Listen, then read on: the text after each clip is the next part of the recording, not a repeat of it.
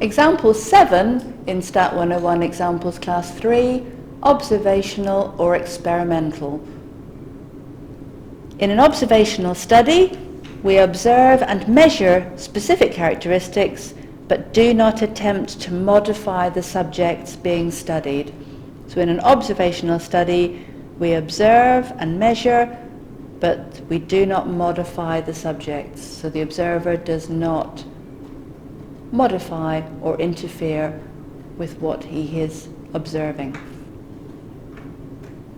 In an experiment, the experimenter applies some treatment and then proceeds to observe its effects on the subjects. These subjects are called experimental units. So in an experimental study, in an experiment, it's the experimenter in control of the experiment.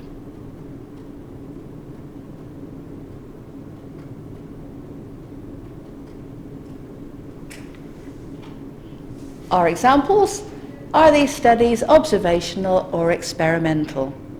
Number 1, subjects were randomly assigned to 2 groups. One group was given a medicinal herb and the other a placebo. After 6 months, the numbers of respiratory tract infections each group had were compared. Is this an experiment or is it an observational study? Subjects were randomly assigned to 2 groups. There's an experimenter in charge of this experiment.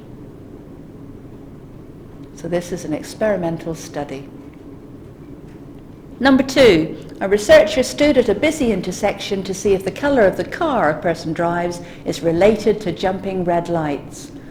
The researcher is standing at the intersection and observing the colour of the car. No attempt to modify or interfere with the cars. This is an observational study. The researcher is observing the car the person drives. Number 3, a researcher finds that people who are more hostile have higher total cholesterol levels than those who are less hostile. A researcher finds that people who are more hostile been collecting data. He's not been modifying the people, he's just been observing their total cholesterol levels. It's an observational study.